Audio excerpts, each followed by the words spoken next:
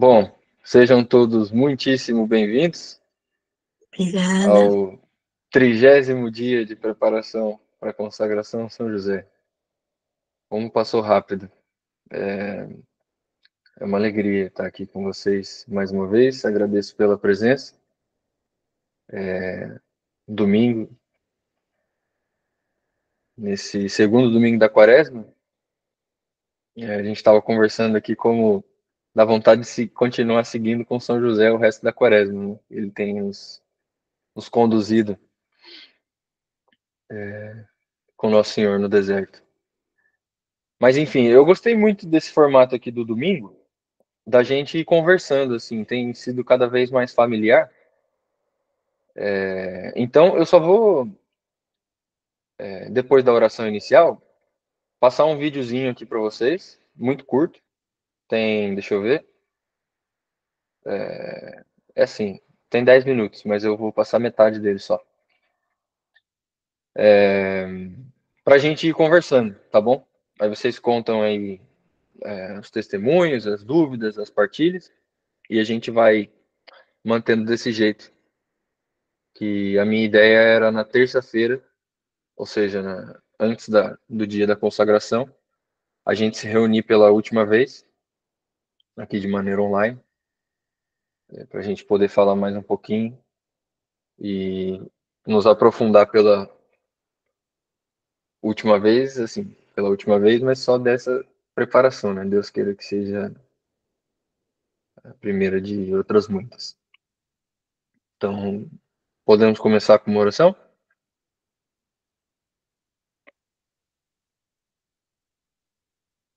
Em nome do Pai, do Filho e do Espírito Santo.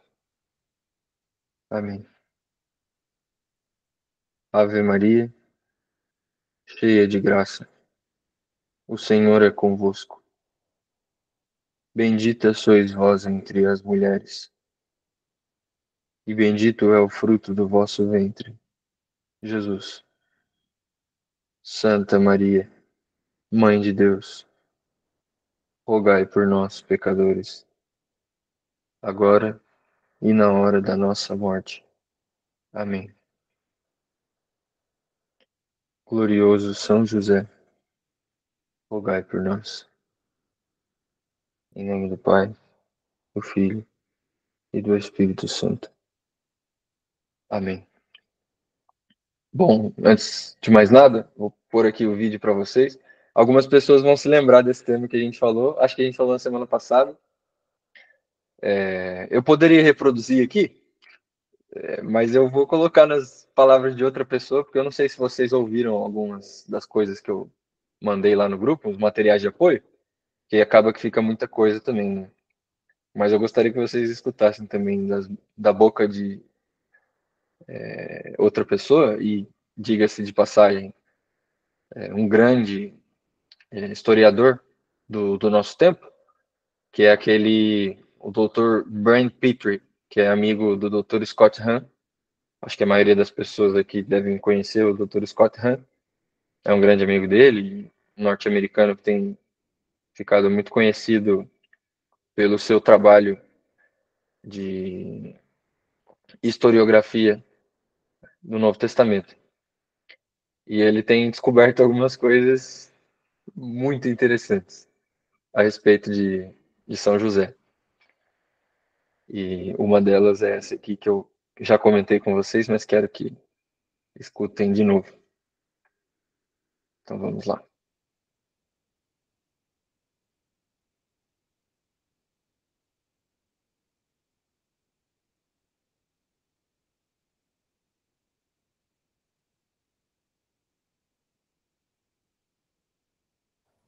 With all that said, what then about the age of St. Joseph?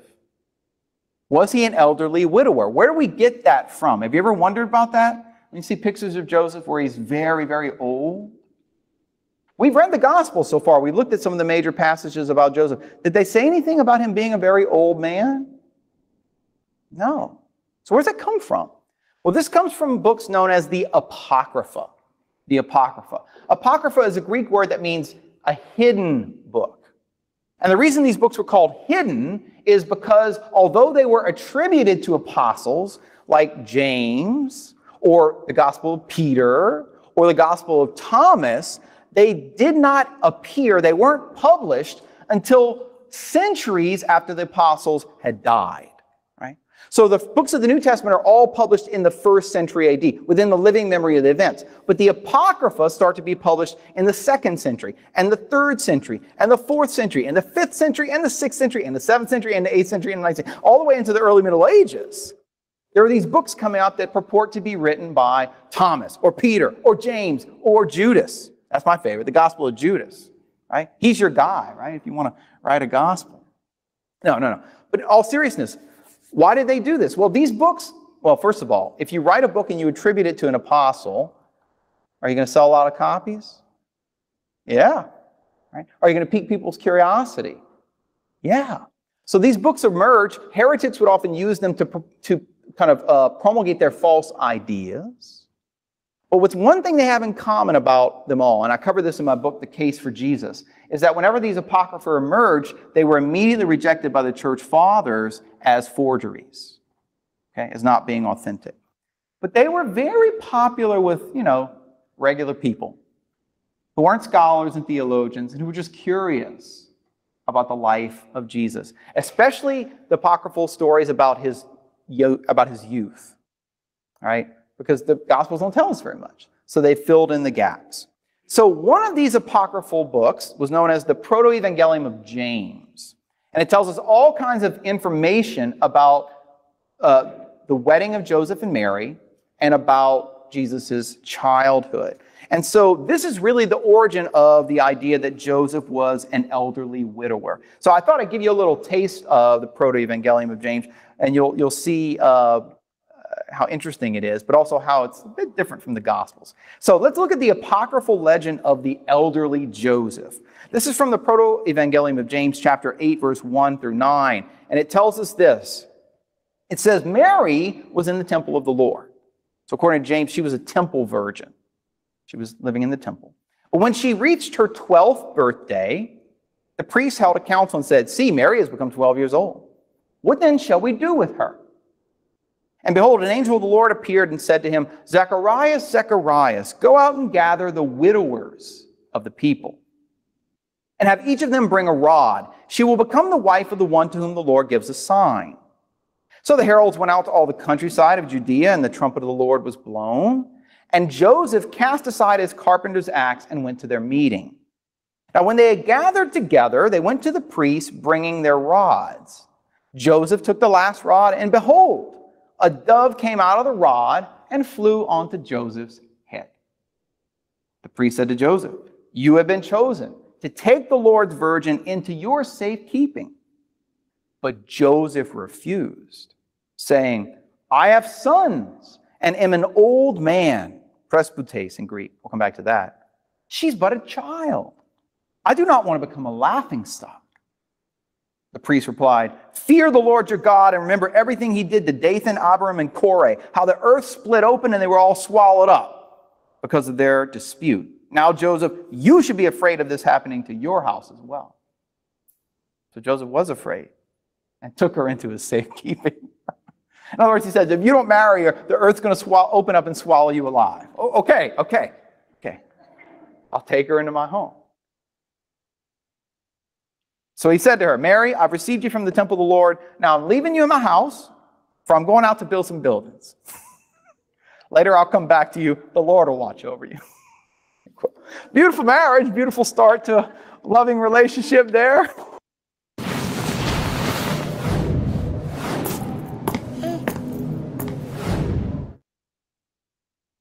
Okay, that's the Proto-Evangelium of James. You can already see a few problems here with the text, can't you? First of all, it assumes Zechariah is the high priest, and he wasn't. He was just a priest in the temple. Second, it tells us Mary was a temple virgin, which is possible, but we don't have any evidence of it from the Gospels. She's not in the temple when the Annunciation occurs to her. She's in Nazareth. Okay, so that's a problem as well. And then also notice the whole story is presuming that Joseph's an old man. Why? Because it has to explain the brothers of Jesus. This is what's going on. They assume the brothers of Jesus are children of Joseph So in order for him to have them and have Mary as his wife, he has to be a widower. And therefore, he has to be an older man. And it's fascinating, actually, if you read through the apocryphal legends, the ages they're going to give of Joseph at the time he married Mary, they'll say he's 80 years old, 90 years old, 110. One of them even has him dying at 120. So he's really, really old. And the reason the apocryphal Gospels do this is because they're trying to protect the perpetual virginity of Mary. You understand? They're trying to protect the chastity of Mary and Joseph by making him into an older man. But that's not what the Gospels tell us. And I never saw this before until I was studying this in depth. But if you go back and look at the Gospels, you can actually discover the age of St. Joseph. You ready for this? How old was Joseph? Sometimes people will argue, they say, well, he has to be a young man because old men don't travel to Egypt, right? Which is probably true, right? It presumes a certain youth, a certain vigor on his part. But I would argue you can be even more specific than that. I would argue that Luke himself tells us that Luke's not an old man. I'm sorry, I misspoke. Luke himself tells us that Joseph's not an old man because of the terminology he uses for Joseph. You can see this in the contrast between the word Luke uses to describe Zechariah and the word Luke uses to describe Joseph. Look at this. Look at these two quotes. In Luke chapter 1, verse 18, in the Annunciation to Zechariah, another Annunciation, this is how he describes Zechariah. After the angel appears to Zechariah and says he's going to bear a son, Zechariah said to the angel, "How shall I know this? For I am an old man." In Greek, presbytes, the same word that the apocryphal gospel used for Joseph. I'm an old man, and my wife is advanced in years. And just a few verses later, in Luke chapter 1, verse 26, at the Annunciation to Mary, he says the angel Gabriel was sent from God to a city of Galilee to a virgin betrothed to an old man? No, to a virgin betrothed to a man, aner, in Greek, whose name was Joseph. Now, in ancient Greek, these two terms, presbytes and aner, referred to a specific age of a man. And you can actually know this from the first century Jewish writer Philo of Alexandria. I didn't bring my Philo today, sorry. It was a little early, so I wasn't quite awake. So pretend I'm holding it right here. You can look at it. Philo of Alexandria, Complete Works. In his book on the creation of the world, he actually lists the different age groups for men and the different Greek words used to refer to those categories of age. And from this, we can understand what a first century Jew would have heard when they saw that Zechariah was a presbytes, but Luke was an aner. So listen to this. These are the age groups. This is interesting. From a Jewish perspective, it says, a person is a boy till his beard begins to grow. And that time is the end of a third person of 7 years. So when he's about 21 and he has a full beard, until that time, he's a boy. Right? Person is a boy until his beard begins to grow, to about 21. He is a youth or a young man, neoniskos, till the completion of the growth of his whole body, which coincides with the fourth 7 years, until he's 28. Then he is a man, aner, till he reaches his 49th year. So between 28 and 49, that's when you're an aner. That's when you're a man. Then it says he is an elderly man, presbytes, till he's 56. And after that, it's all downhill. After that, he's an old man. Okay?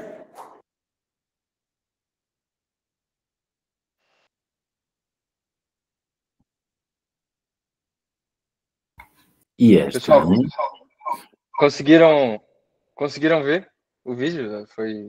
Conseguiram ouvir e ler a legenda? Deu tudo certo? Sim, tem. Impecável. Sim. Olha, vocês entendem o peso disso? Não é possível que eu só eu. Por favor, alguém se manifeste. É espetacular. Olha, Eu não assim, tinha visto. Eu sei que tinhas enviado, mas não tinha visto. eu vou enviar de novo esse aqui, porque é assim. E de dizer que Lucas era o que era médico, não é? O que descreve as pessoas Exato, com é esses aquela coisa detalhes. que eu não me recordava na reunião passada, se era o Lucas ou o Mateus. Mas, Uhum. assim, é ainda mais incrível, porque o São Lucas expõe, quem no seu próprio evangelho, no início ele fala, olha, eu fui lá investigar as fontes primárias, não sei o quê. Ele é o que descreve do ponto de vista médico, mais meticuloso, mais detalhado, etc. E esses termos em grego no Evangelho de São Lucas, quem estuda filosofia, Novo Testamento e etc., usa quase sempre o Evangelho de São Lucas, porque ele é muito, não quero usar a palavra sistemático, mas no Brasil seria isso. Mas eu diria detalhista e um profundo conhecedor do grego. Talvez o evangelista que melhor falou grego, porque era grego Minucioso. também. Minucioso, exatamente. Então, assim, primeiro, para começar, vamos comentar sobre o Evangelho Apócrifo. Vocês viram aquilo, né? Assim, para nós que agora temos um certo conhecimento a respeito da figura de São José, soa quase não, soa ofensivo, não é? A figura de São José, ele fala lá que o São José ele desconfiou e tal, que ele meio que foi obrigado a aceitar a Virgem Maria, tipo, e ele ainda meio que reclama. Desculpa lá, comparar isso com o magnífico mistério que a gente meditou no tema São José e a Santíssima Trindade, que é a única palavra que o Pai, a imagem da Trindade na Terra, que é São José, a mesma palavra que o Pai desde toda a eternidade disse, foi a mesma palavra que São José disse, que era a própria imagem do Pai, que é Jesus, ou seja, o Verbo. A gente aprofundou isso, vocês vão se lembrar. Olha o tamanho desse mistério, a magnitude disso.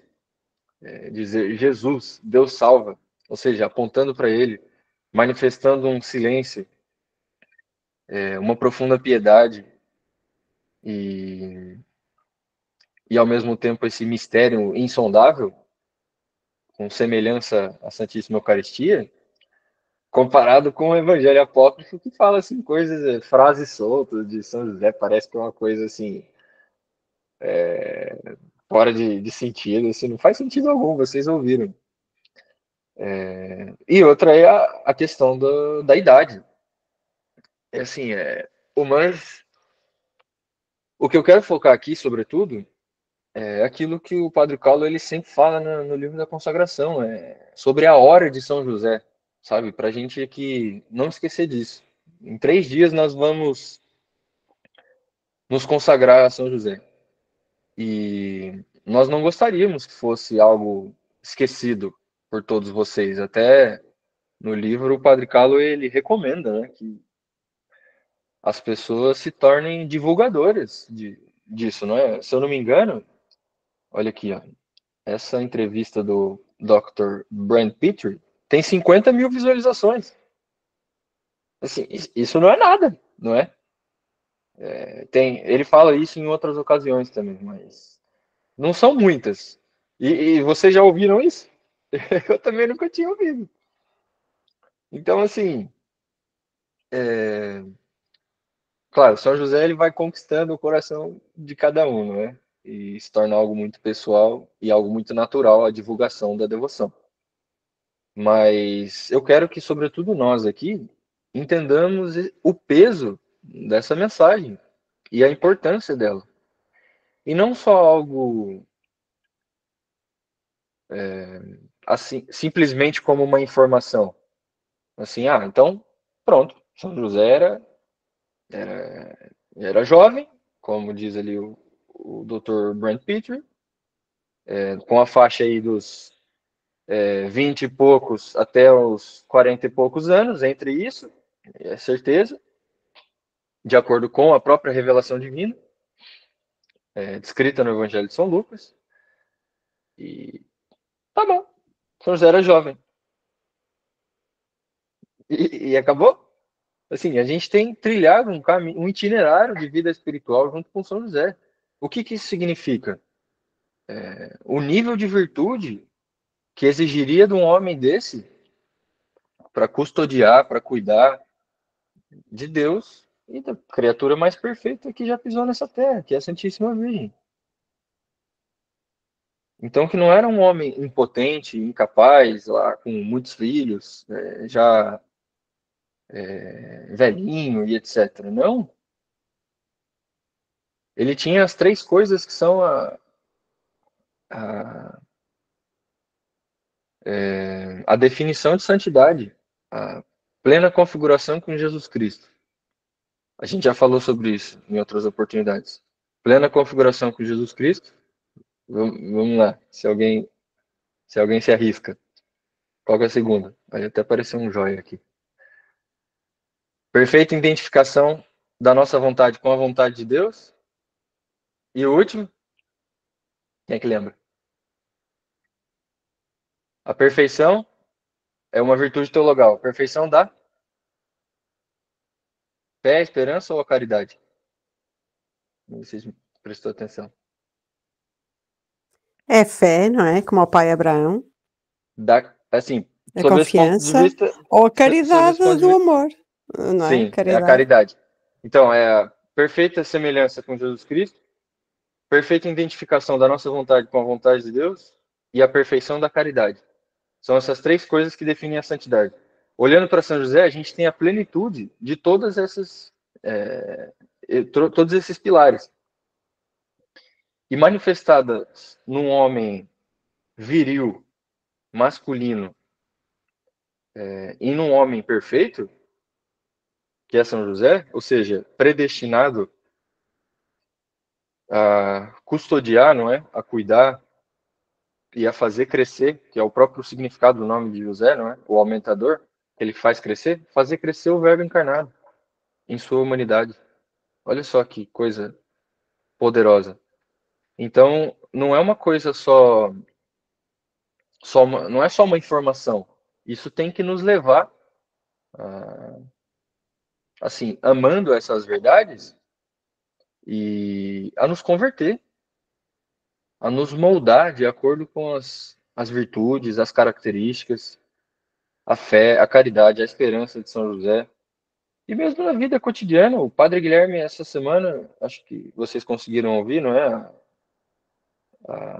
A palestra, citava muito sobre isso, ao mesmo tempo da simplicidade, mas a praticidade da devoção a São José. É um homem, muitas aspas, comum.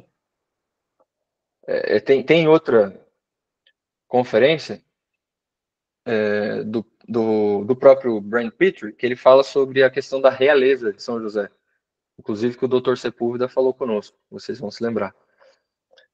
E ele relembra o seguinte, que na genealogia de Jesus, está lá, né, onde começa e onde termina. Antes de Jesus estava lá, e José, que era da linhagem de Davi, esposo de Maria, de onde nasceu Jesus. Ou seja, no cenário normal, São José estaria lá sentado como rei, no templo em Jerusalém. No lugar de quem? De Herodes, que era o rei pela força, digamos assim, e não era o legítimo rei. E essa semana, na meditação da Quaresma, do Santo Afonso de Ligório, ele relembra uma frase do Santo Anselmo aqui para vocês. Eu vou ler aqui para vocês. Olha lá. Opina Santo Anselmo que os santos peregrinos no Egito habitaram a cidade de Heliópolis. Considere-se aqui a grande pobreza em que deviam viver nos 7 anos que ali permaneceram, como afirma Santo Antônio com Santo Tomás e outros. Eram estrangeiros, desconhecidos, sem rendimentos, sem dinheiro, sem parentes. Como diz São Basílio, chegaram com dificuldade a sustentar-se com seus pobres trabalhos. Aí escreve um outro historiador aqui que ele cita. Maria se achava em tão grande pobreza que algumas vezes não tinha nem sequer um pouco de pão que o filho lhe pedia. Obrigado pela fome. Pessoal, vocês estão entendendo aqui o ponto. São José era rei por causa da linhagem de Davi. Só que ele não estava no trono. E esse homem, por saber desses 3 pilares, na prática, mais do que saber viver esses 3 pilares, a vontade dele, não é que São José não tinha vontade, é que a vontade de Deus predominava sobre a vontade dele. Então ele só fazia, a vontade dele era de Deus. O que ele queria, Deus queria. E a partir do momento em que ele viu que Deus queria que ele, por assim dizer, abdicasse do reino dessa terra para que o seu filho anunciasse o reino que não é desse mundo, olha, vejam a grandeza disso. Esse homem que aceitou sofrer tanto, ser pobre, esquecido, marginalizado na história da igreja por mais de 2000 anos, assim, nunca ter falado quase nada, e quando fala ainda algumas coisas equivocadas, quando a gente viu aí no Evangelho Apócrifo, vejam a grandeza desse homem. Eu acho que da grandeza dele, a meditação 2 fala muito. O patrono dos moribundos, a forma como ele Sim. morreu de amor, não é? Por Jesus e Maria, para perceber o que ele iria sofrer. Pois é. É bonito demais perceber Sim. esse sofrimento dele, não é? Ao longo da vida, a proteger, mas a saber qual seria o fim de Jesus e de Maria. Vocês vejam, pessoal, nessa mesma meditação do Santo Afonso, não sei se alguém está fazendo também na Quaresma, ele fala de uma aparição de Nossa Senhora, em que ela fala assim para a vidente: Deus nunca dá a graça sem que a pessoa padeça. Claro que ele fala isso dentro de um contexto, não é? Assim, aquilo que a gente tem falado aqui não é uma espécie de masoquismo. Ah, então eu quero sofrer, vamos sofrer, uhul, eu adoro o sofrimento. Não, não é isso. A gente já falou sobre isso também, é amar aquilo que o sofrimento pode produzir em nós. Ou seja, a união com Deus, a semelhança com o Verbo encarnado na sua paixão, morte e ressurreição e etc. Então, assim, vocês vejam o sofrimento da Santíssima Virgem Maria aos pés da cruz, ao acompanhar o Calvário, esses padecimentos durante a sua vida, e vamos imaginar algo diferente na vida de São José. Esse homem sofreu, e sofreu muito, mas assim como a sua semelhança com Deus é tão manifesta, cada vez mais ainda para nós, os seus sofrimentos foram em vista dessa participação na missão do seu filho, nessa missão salvífica. Então, São José fez tudo isso pensando em você. Ele fez tudo isso por amor a Deus e a nós.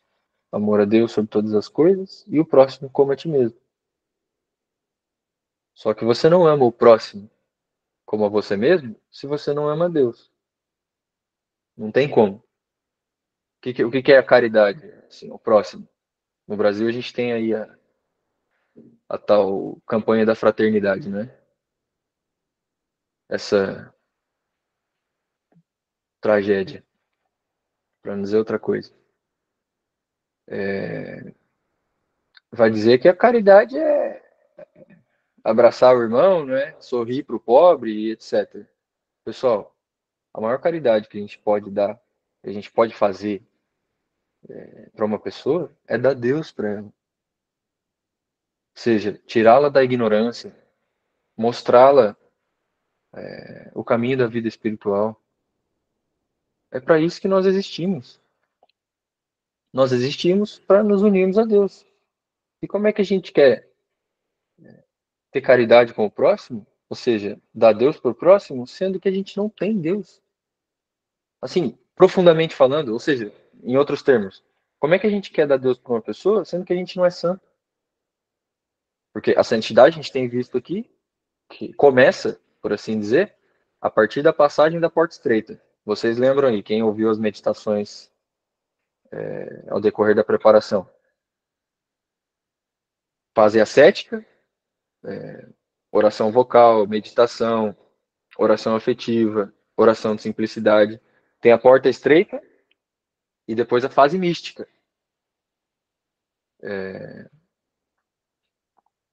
A fase mística, a gente entrou pouco nela, porque é algo, como é que eu posso dizer?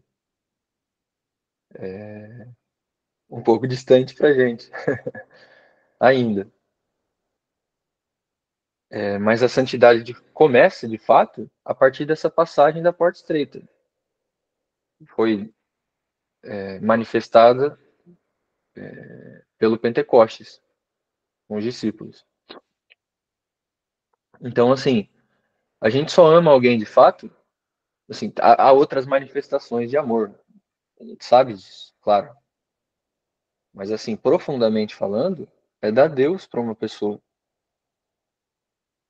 E São José, não é que ele tinha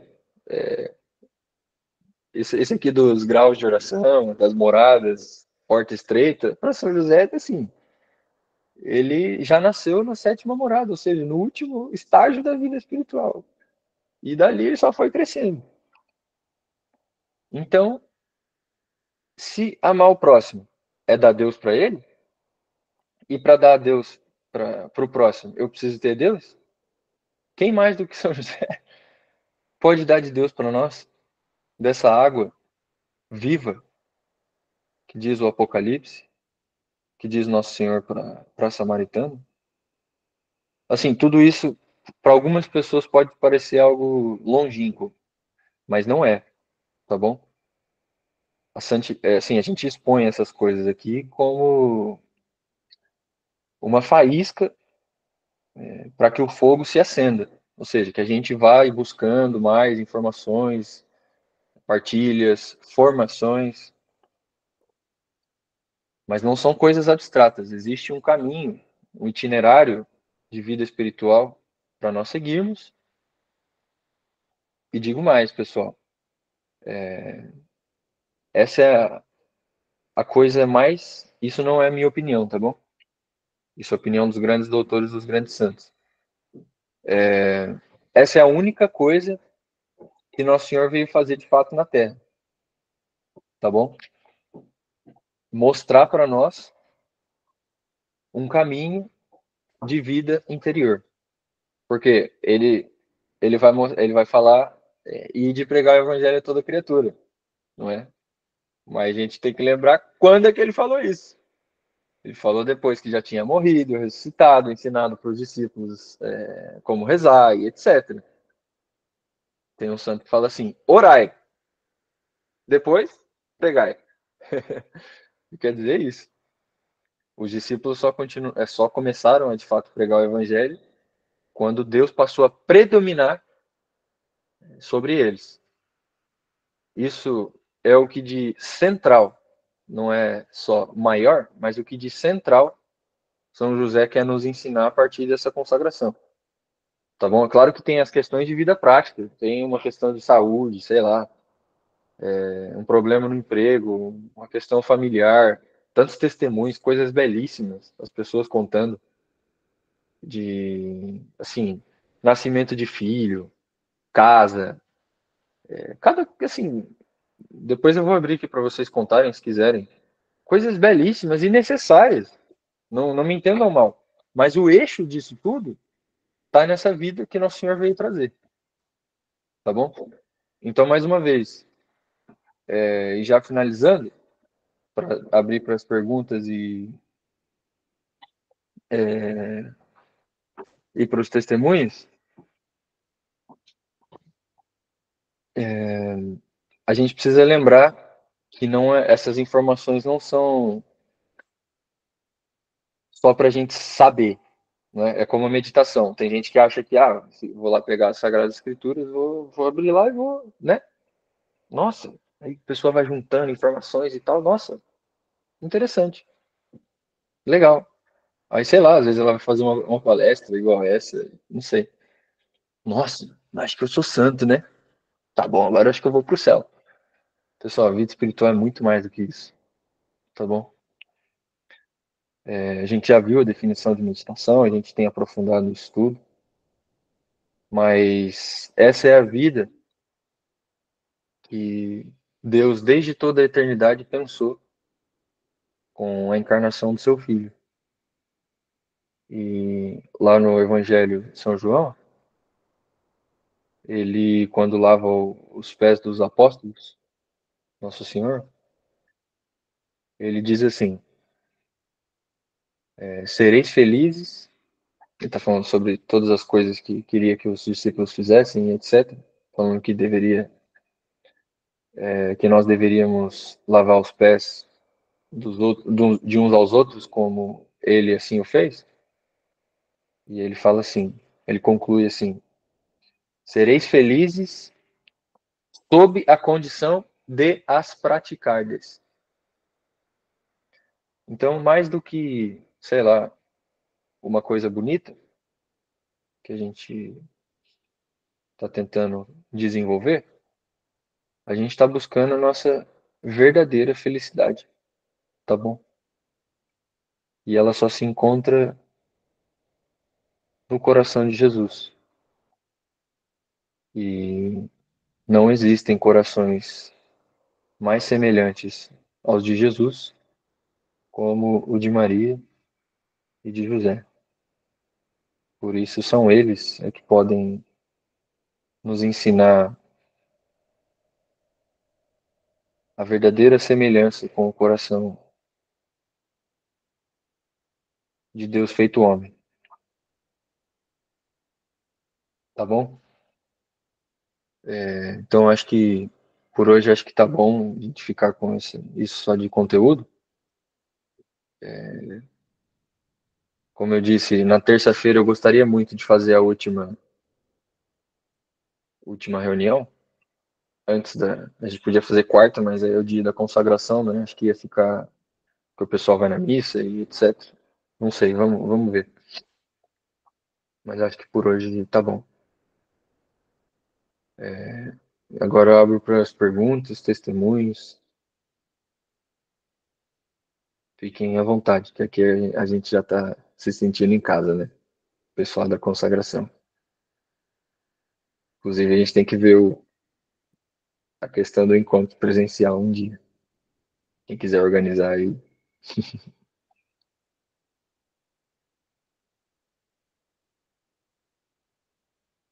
Força, Domingos.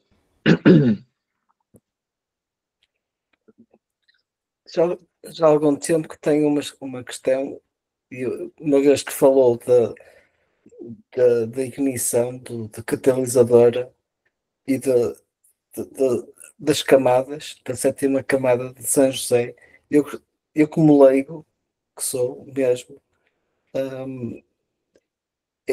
sou tão leigo que ainda não aprofundei, mas gostava de saber mais acerca das camadas. Não sei se é pertinente falar acerca disso agora. As camadas que o senhor se refere são os graus de oração, as moradas, é isso? Sim, exatamente, sim. É porque assim, no Brasil, não sei se o senhor conhece o Olavo de Carvalho, mas existem as 12 camadas da personalidade. Não é isso que a gente está falando.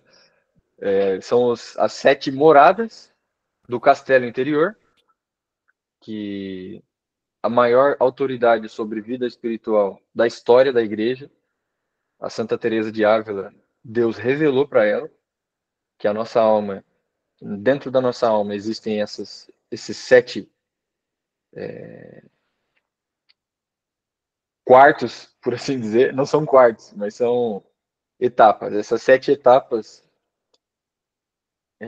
7 cômodos, melhor dizendo, desse castelo, dentro da nossa alma. E o Padre Roy Marim, que é quase que contemporâneo, aí do século XX, do século passado, ele desenvolveu um sistema mais pedagógico, que é a mesma coisa. São 7 graus, são 7 moradas, mas ele coloca em 9 graus de oração. Fica uma coisa pedagogicamente mais fácil de explicar. Mas ele até fala no livro, isso aqui não é mudando nada. Isso aqui tá certo, as 7 moradas, só estou explicando de um jeito mais pedagógico, só isso. E isso, Domingos, é uma coisa muito comum as pessoas não saberem, infelizmente. Isso é triste, mas é comum.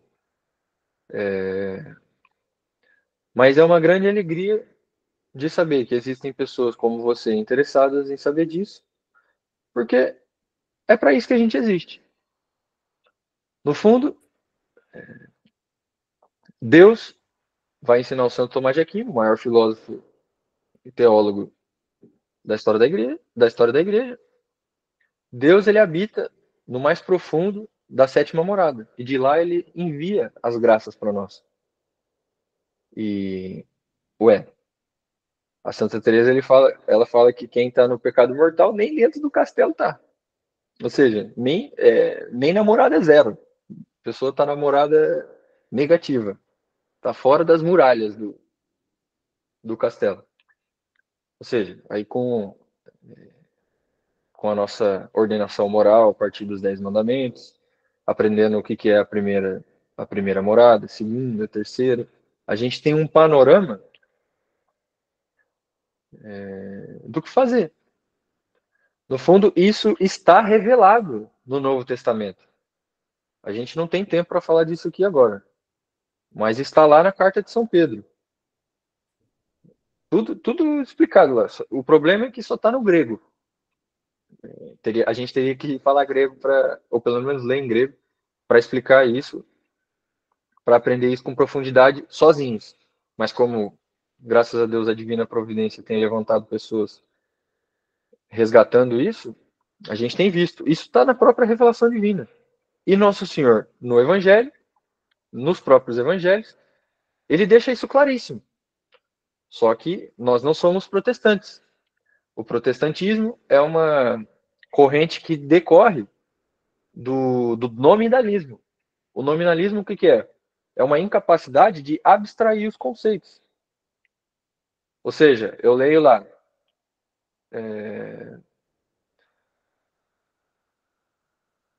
aquela passagem, a gente já falou isso, acho que foi na semana passada. Quando Nosso Senhor manda uma pessoa enrolar uma corda, é uma pessoa que escandaliza desculpem o exemplo, escandaliza as crianças, mas que escandaliza um desses pequeninos. Era melhor que enrolasse uma corda e jogasse ela com a pedra no mar, não é? Ou seja, Nosso Senhor, um protestante diria assim, Jesus está falando para as pessoas se suicidarem, é isso? Entende? E a gente já sabe, a gente já conhece a heresia protestante, como é que eles são nesse quesito. Então, tá tudo lá. E nós não somos nominalistas, muito menos protestantes. Tá tudo no Novo Testamento. Só tá escondido. E as pessoas, eu diria, que mergulham nesses temas com um coração sincero, contrito, humilhado, puro, quem procura, acha. Quem busca, encontra. Quem bate, a porta lhe será aberta. Nós existimos para sermos felizes. A felicidade é Deus. Deus está na sétima morada. Nós existimos para encontrar a Deus na sétima morada. Para desenvolvermos nas moradas de Santa Teresa, nos graus de oração, que é o quê? O que são os graus de oração? O que é isso? É o desenvolvimento na caridade. A gente está amando mais a Deus. Só tem um jeito de fazer isso. E isso não é um carisma.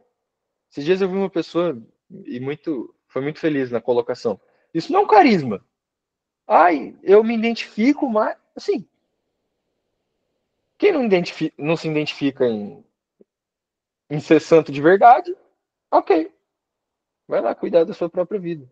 Se você tem mais o que fazer, infelizmente. Boa sorte. Para não dizer fica com Deus, que a pessoa não quer estar com Deus. Mas não. Tem gente que é mais do que chamada, é escolhida para trilhar isso. Porque entendeu que a gente existe para isso. E isso já é uma graça. Entender isso é uma grande graça. tá bom? É assim, começar a falar disso é difícil porque a gente tem vontade de falar mais 2 horas aqui, mas eu vou tomar muito tempo de vocês. Peço desculpas. Força, força, Domingos. Ainda assim, a pergunta, e agradeço pela explicação, tem a ver Sim, porque o Gabriel disse que São José nasceu já na sétima. sim. Quando, e daí a dúvida, quando São José, antes da aparição do anjo, ele teve as dúvidas todas, não é? Teve aquelas dúvidas todas. Sim. Será que nasceu na sétima? Daí a questão. Sim, isso não é uma questão, tá bom? Isso parece uma questão porque nós não sabemos com tanta precisão, talvez por limitação de quem vos fala, ou por simples ignorância da nossa parte, a gente não sabe explicar muito bem as coisas. Mas isso não é uma questão. Por exemplo, quando o anjo aparece para Nossa Senhora, alegra-te, agraciada, ave cheia de graça, o Senhor é convosco. O que aparece lá? Que Nossa Senhora entendeu tudo de primeira? O que assim, aparece no Evangelho que ela pôs-se a pensar, ou seja, considerava essas coisas no seu coração, pensava no que aquela saudação desejava ser. Ou seja, ela não entendeu assim logo de primeira. Ela pôs-se a meditar. Uma pessoa que vivia em constante oração, profundidade, porque já estava na sétima morada assim. Assim como as pessoas que já são santas não estão isentas de sofrimento, muito pelo contrário, elas não estão isentas de. Porque elas não são Deus, no fundo. Elas não sabem tudo o que Deus sabe. Só que elas sabem que querem querer aquilo que Deus quer. Ou seja, aquilo que Deus sabe. Ainda que não tenha sido revelado, no caso de Nossa Senhora, por exemplo, diretamente tudo que ia acontecer, que o seu filho ia morrer na cruz, e etc, etc, etc. Como ficou um pouco mais claro na apresentação do templo, né? Quando o Simeão fala que uma espada transpassaria a alma dela, ainda que as coisas não estejam 100% claras, não significa que essa pessoa não seja santa. Tá bom? Muito pelo contrário. E se aplica também a São José. Inclusive, quando ele pensa, e a sua questão, não é? Em abandonar Maria em segredo, como está explicado no Evangelho, não é porque a gente já viu isso, não é porque ele duvidava, ou por outro motivo. Não, porque ele não se sentia digno de acolher tal mistério. E com a sua razão, ele pôs-se a meditar, ou seja, a pensar. O que eu faço? Deus só me mostrou isso aqui. Com isso aqui, eu, de acordo com a minha razão,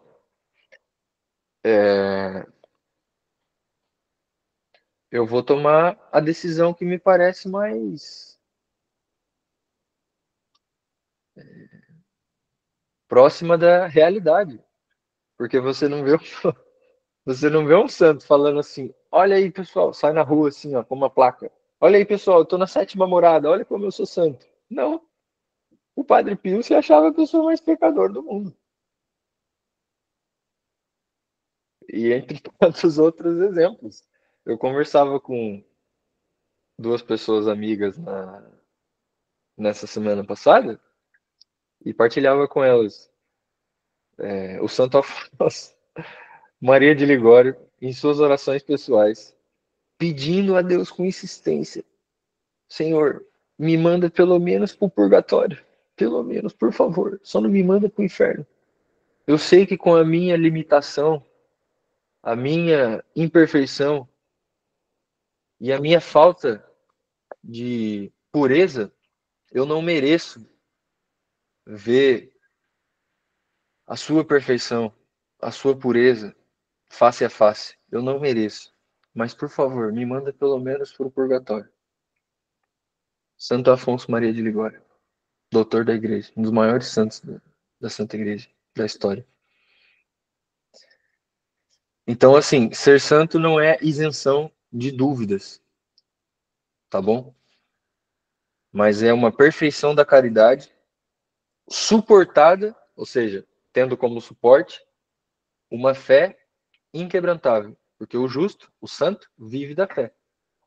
E a fé, vai dizer o Santo Tomás de Aquino, ela faz às vezes da visão beatífica, ou seja, no céu a gente não tem mais fé, porque não precisa.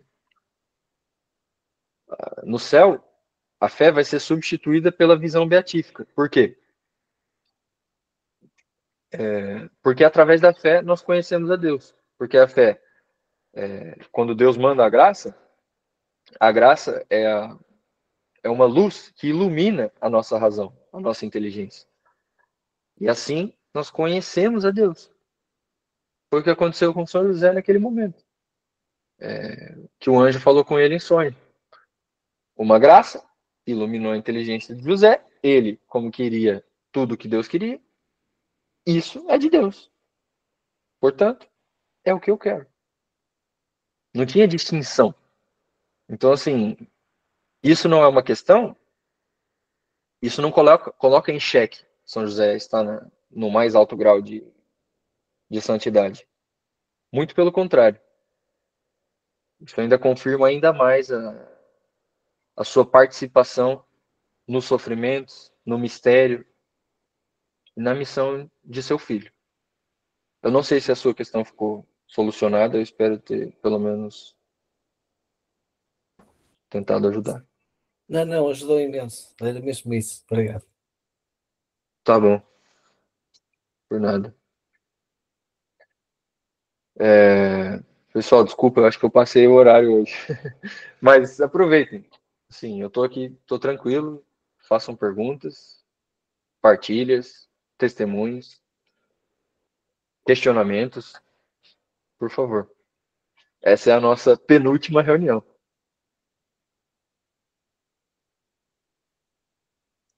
Então aproveitem.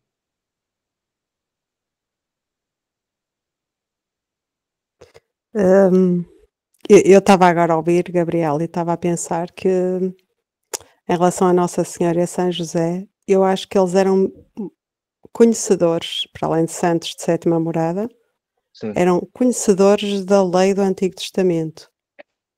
E eles sabiam que Nosso Senhor iria sofrer, sim, não é? Portanto, mesmo na Anunciação, eu acho que Nossa Senhora, logo a seguir, quando está com a sua prima, no Magnificat, ela revela ali muito exato. conhecimento do Antigo Testamento. Exatamente. Portanto, havia esse conhecimento, embora eles não soubessem muito bem como é que Sim. iria acontecer, mas confiavam e sabiam que havia. Porque é curioso, né, Nadia? O que era a Igreja Católica do Antigo Testamento? Era o povo judeu, era o povo eleito. Uhum. E assim, como é que você vê, de uma maneira prática, que eu sei que vocês gostam disso, coisas práticas. De uma maneira prática, quem que era o católico praticante daquela época? Era o judeu praticante. Quando você olha assim, aquela pessoa que conhece muito da doutrina, fala com o coração na boca, não é? Que assim, engrandece a vida dos santos e etc. A espiritualidade, não sei o quê. Você fala, nossa, é um bom católico. Naquela época era em relação aos judeus, era o povo escolhido, o povo eleito. Então, assim, e vai dizer o São João da Cruz e o Santo Tomás que a memória, ou seja, lembrar dessas coisas, das coisas mais importantes que a gente tem na nossa vida, ligadas a Deus e os seus santos, e os seus mistérios, etc., está ligada, ou seja, a memória está ligada com o amor. A atenção está ligada com o amor. Completamente. Então, se eles, é muito interessante isso, se eles guardavam e conheciam, amavam, viviam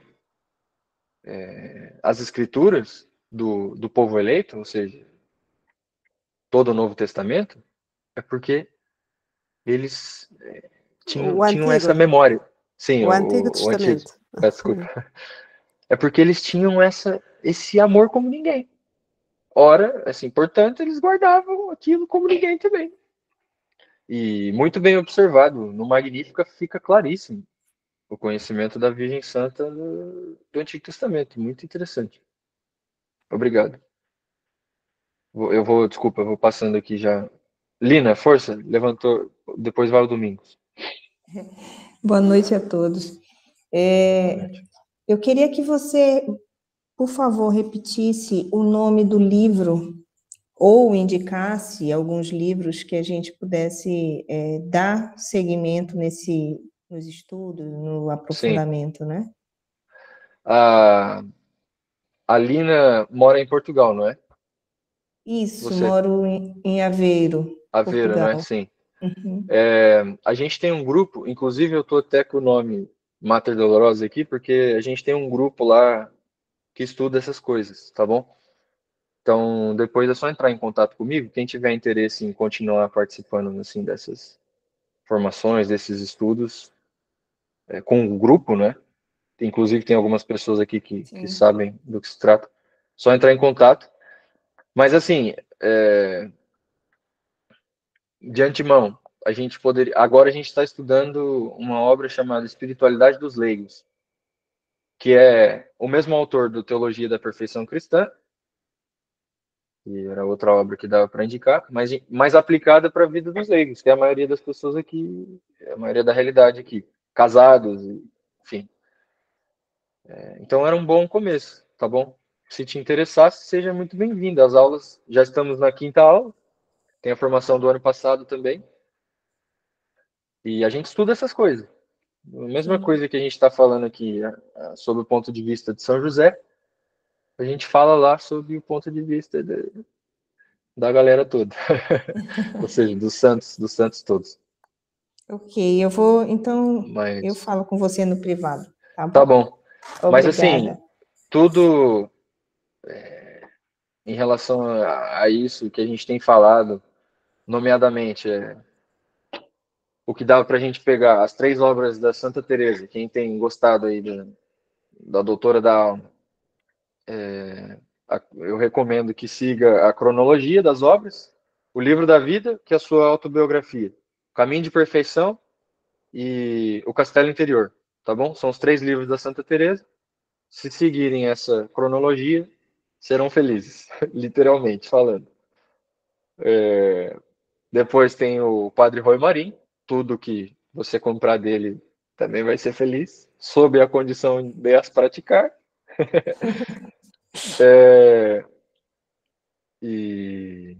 Entre outros, mas isso a gente vai mantendo contato e vai conversando.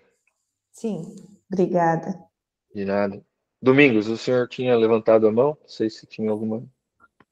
Sim, tenho, mas se calhar é uma questão que poderá demorar algum tempo ou não sei. Ainda assim, reitero que sou leigo e tem a ver com a questão que foi levantada, que estavam a dizer que Nossa Senhora no Magnificat se calhar já sabia o que iria acontecer. O próprio Jesus, sendo Deus, também poderia saber o que acabaria de acontecer. E São José, antes de morrer, certamente também poderia saber. Daí são 3 questões que eu entendo que poderão ser longas. Ainda assim, Cristo na cruz, já com o sangue derramado, disse para se for, teve dúvidas. Portanto, se próprio Deus, se próprio Cristo na cruz, com o sangue derramado, teve dúvidas, estas certezas todas são assim, não sei explicar isso, não. Só queria dizer isso. Sim. Isso para não tomar muito tempo, dá para, digamos assim, responder com 2 questões, 2 pontos. Primeiro, Nosso Senhor, a gente falou aqui que a alma de Nosso Senhor, ela não tinha fé, ou seja, no céu a fé vai ser substituída pela visão beatífica. E Nosso Senhor não tinha fé, porque a alma de Nosso Senhor já estava na visão beatífica. Como? a gente não sabe. Isso é um mistério que não cabe na nossa cabeça. Mas é assim que a doutrina da igreja ensina. Nosso Senhor, ele estava na terra e no céu ao mesmo tempo. A alma dele era assim, é divina e humana. E no céu não tem mais questões, né? Isso aí é tudo pó. Virou tudo pó já. Então, no quesito dúvida, mesmo Eu na posso cruz, só. o próprio Salmo, por exemplo, tem gente que fala assim, né? Ah, não, mas Nosso Senhor fala que Deus abandonou ele na cruz, ou seja, ele teve dúvida. É alusão ao Salmo, esqueceram de ler o Salmo inteiro. Então, isso não. E antes de passar para a Nadir aqui, Não, tem era mesmo isso, era o Salmo, desculpa. Pois, Ele está a rezar, sim, não é? Ele não está em dúvida. Meu Deus, porque me abandonaste, é uma oração. É Jesus a rezar na cruz, sim. não é? É assim que E o se outro ensina, não é? ponto, Eu acho. é isso, é isso. E o outro ponto, Domingos, a gente tem que ver se na nossa alma tem dois termos que existem quando a gente vai estudando, que um termo é curiositas e o outro é studiositas, em latim. O curiositas é curiosidade, assim, eu quero saber porque, sei lá, eu quero saber só. Ou se é uma studiositas, ou seja, eu quero saber para amar mais, para servir mais, para me converter mais. E o São Pedro de Alcântara, inclusive foi contemporâneo da Santa Teresa, ele diz assim: vá aonde está a devoção. Guardem isso, porque isso é importante na vida espiritual. Vá aonde está a devoção. Ou seja, aonde aquilo, o nosso coração é atraído. Por exemplo, quando a gente está lendo as Sagradas Escrituras. Não sei se já fizeram esse exercício. Me ponho na presença de Deus e etc. Faço o exercício de interiorização, de entrar no quarto, de fechar a porta, de falar com o Pai. A minha vida toda está ordenada para aquele momento, tendo aquilo como eixo. Eu conheço a moral, a doutrina da igreja. Eu quero ter uma vida espiritual séria. Eu quero, de fato, ser santo, encontrar Deus dentro da minha própria alma. Eu vou e pego as Sagradas Escrituras e falo: Senhor, fala comigo. Estou aberto, leio aquilo pausadamente, etc, etc. Pego aquilo, não sei, o capítulo das bem-aventuranças, por exemplo. Eu vou lendo aquilo, tal, pausadamente, mas eu vou reparar que um ponto me chamou mais a atenção. É aquele ponto que o Espírito Santo quer espremer a laranja, sabe? Para sair mais sumo dali. Ou suco, para os brasileiros. Aquilo que o São Pedro de Alcântara está falando, isso se aplica às Sagradas Escrituras quanto para todo o panorama da vida espiritual. Para a gente ir onde está a devoção, onde aquilo que mexe um pouquinho, sabe? Aquela coisa. Estou falando nessa linguagem aqui para ficar mais acessível para nós.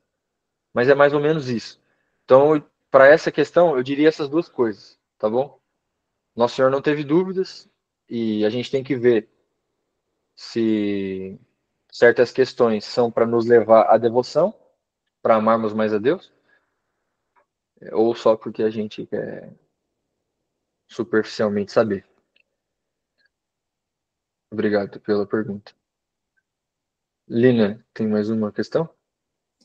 Eu queria fazer uma partilha Só sobre... uma coisa, Ok. Domingos, eu não estou falando que o senhor esteja querendo saber só por curiosidade. Eu estou assim, Não. falando de uma maneira. Eu estou muito seguro da minha fé, portanto, estou mesmo seguro. Sim, E assim, agradeço tudo. é só. Portanto, Eu por achei isso é que cá estou, importante não é? pontuar isso. Não, agradeço, Sim, eu agradeço isso. achei importante Fantástico. pontuar isso porque é bom para todos, tá bom? É isso, daí a minha questão também. Sim, Muito obrigado. Nada, obrigado. sim, Força, Lina. muito esclarecedor, né? Tanto o ponto da pergunta quanto as respostas, né? Quanto a resposta que foi dada para o Domingos nos ajuda muito.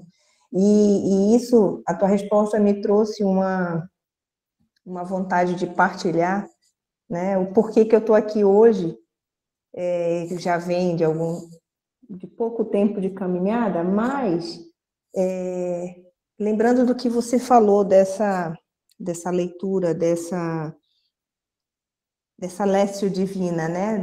Desse saborear a palavra, eu tive vontade de ir anotando, né? Eu fiz um propósito no ano passado de pegar o mês do meu aniversário e eu queria todos os dias, e eu fiz todos os dias a leitura, né?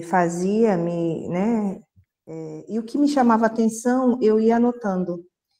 E daí, quando eu vi, ao final do mês, que é penúltimo dia é o meu aniversário, eu fui ler, quando encerrou o mês, eu fui ler tudo, e aquilo, para mim, era uma carta de Deus falando comigo. Então, assim, aquilo foi tão maravilhoso que cada vez tem me trazido, né, para mais próximo. E vai despertando. Eu anotei aqui os livros e vai despertando, né? E eu acho que é isso mesmo, o caminho, né? A estrada é essa, né? A gente vai ficando com mais sede, com mais fome. Sim.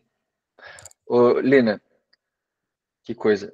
Pessoal, vocês me desculpem, quem precisar sair da reunião pode sair, fiquem à vontade, não precisa nem pedir licença, mas hoje a gente vai ter que esticar um pouquinho. Lina, essa experiência, ela é justamente a meditação. Ela ainda não é a meditação mais refinada dos santos, mas é um princípio dela. Por quê? Porque a gente vai ver na filosofia tradicional da igreja que a gente conhece as coisas pelos sentidos externos, certo? Ou seja, eu sei quem é São José porque o chato do Gabriel não para de falar de São José. E ele fala que São José é jovem, que não sei o quê, e a gente está lendo o livro. Então, eu vejo tudo isso, eu ouço tudo isso, e isso vai parar em algum lugar dentro de mim, certo? Isso vai parar no nosso imaginário. Isso a filosofia aristotélico-tomista vai ensinar muito bem, que é a maior filosofia da história. E a nossa... E aquilo fica guardado no imaginário, e a memória vai tirar, ou seja, vai pegar as coisas do imaginário. Tudo aquilo que foi captado pelos nossos sentidos. Certo? Ok. Então, esse exercício que você fez de captar pelos sentidos externos, no caso da visão, os versículos, aquilo ficou guardado na sua memória, no seu imaginário. E a partir daqueles versículos, a sua inteligência, que é a sua faculdade, ou seja, imaginário, memória, sentidos externos, internos, isso tudo é sensível, isso é tudo material ainda. Mas tem uma faculdade que nós temos, interna, que é imaterial. Essa faculdade é a inteligência. A inteligência, ela vai trabalhar com os dados da memória, que foram extraídos do imaginário, que foram extraídos dos sentidos externos. Então, a nossa inteligência, ela capta o sentido profundo daquelas coisas que foram captadas pelos nossos sentidos. Esse é o trabalho da meditação. A partir desse exercício, fazer um esforço de inteligir aquilo, ou seja, de ver a coisa mais profunda daquilo. E claro, na meditação, iluminada pela graça do Espírito Santo. Isso é uma explicação muito breve do que é a meditação. Mas isso aí que você partilhou é um princípio dela. E a meditação é o segundo grau de oração, a segunda morada de Santa Teresa. Isso não significa que, agora eu tô feliz, agora eu sou, né, tô lá na segunda morada. A Santa Teresa própria fala, você pensa que você tá nessa aqui, você joga 2, 3 para baixo. Ou seja, incitando a gente a ser humilde mesmo. Mas isso aí é Deus te ensinando a meditar, Lina. No fundo, ele quer que a gente guarde as coisas que ele ensinou. Por quê? Porque a gente assim, a gente consegue conhecê-lo. Conhecendo, a gente consegue amá-lo. E quem que são os mestres de conhecer, guardar e amar a Deus? Amar Jesus.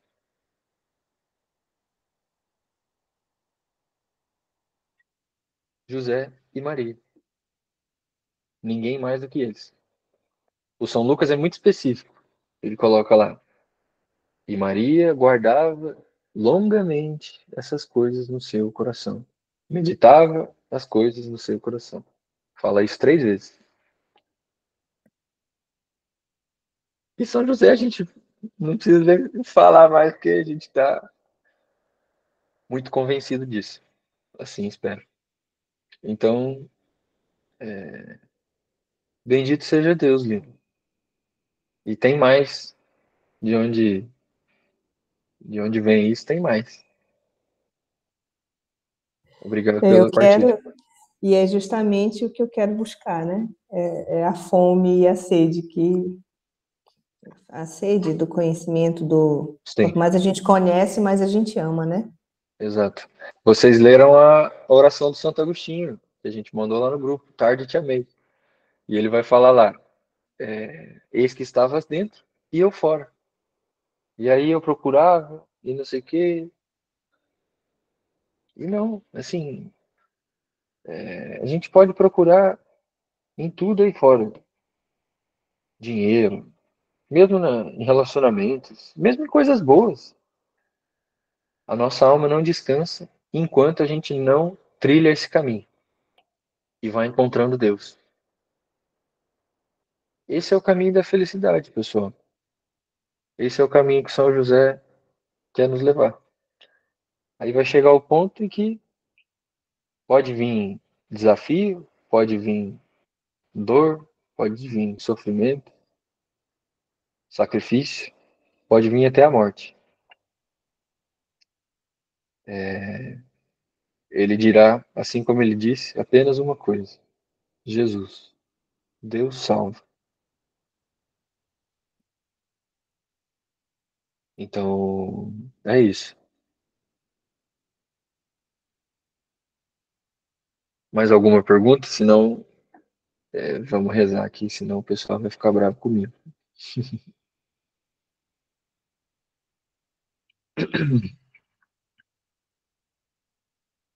Não?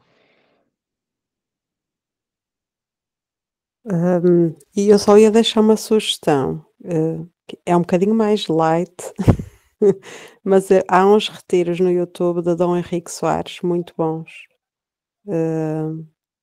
Umas Dom Henrique não é muito palestras. light. É fácil de ouvi-lo, Sim, digamos assim. ok. Eu acho que ele fala muito bem. Falava, Sim, fala. falava, sim. E então ele tem ali um retiro que é Você Conhece, o primeiro, o segundo é Desertos, ou Uhum, Deserto, terceiro é Permanecer, se não me engano. O retiro vai nesta ordem. sim, Ascese, muito bom. muito bom mesmo. Quem procurar, Dom Henrique Soares, no primeiro Você Conhece, depois aquele YouTube vai sugerindo Sim, as palestras seguintes, desse retiro que ele fez. muito bom. Mas qualquer um deles é muito bom. Eu acho que alguém que está a partilhar, pelo menos a mim sugere-me já, o YouTube sugere-me os domingos.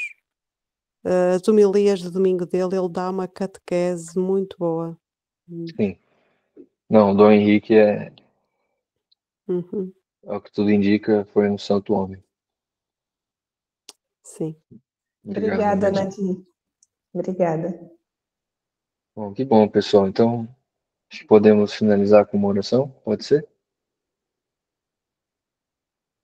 Me digam vocês. Senão eu fico falando mais aqui, não tem problema. Vamos a São José agora. Vou. Bem visto. Vamos. Então vamos lá. Em nome do Pai, do Filho e do Espírito Santo. Amém. Ave Maria, cheia de graça, o Senhor é convosco. Bendita sois vós entre as mulheres, e bendito é o fruto do vosso ventre, Jesus. Santa Maria, Mãe de Deus, rogai por nós, pecadores, agora e na hora da nossa morte. Amém. Ele constituiu o Senhor de sua casa e fê-lo príncipe de todos os seus bens. Oremos. Ó Deus, que por inefável providência escolheste a São José por esposo de vossa Mãe Santíssima, concedei-nos, vô-lo pedimos, que mereçamos ter no céu, por intercessor, aquele que veneramos na terra como protetor. Vós que viveis e reinais por todos os séculos dos séculos. Amém. Glória ao Pai, ao Filho e ao Espírito Santo, assim como era no princípio, agora e sempre, e por todos os séculos dos séculos. Amém. Em nome do Pai, do Filho e do Espírito Santo. Amém. E de José. Muito obrigada.